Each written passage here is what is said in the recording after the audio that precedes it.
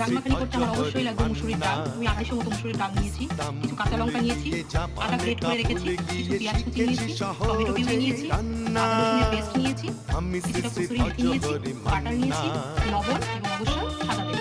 তাহলে চলো step by step কিভাবে হয় আমি তোমাদেরকে দেখাই।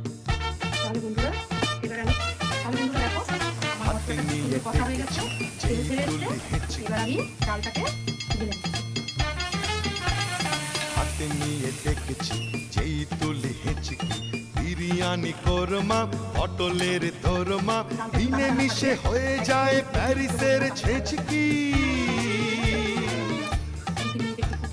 পাবেন না মশলাটা যেখানেই যান না, আমি শ্রী ভজহরি মান্না। সুইজারল্যান্ড গিয়ে ইজিপ্ট হল্যান্ড গিয়ে শিখেছি নতুন এই রান্না, আমি শ্রী ভজহরি মান্না।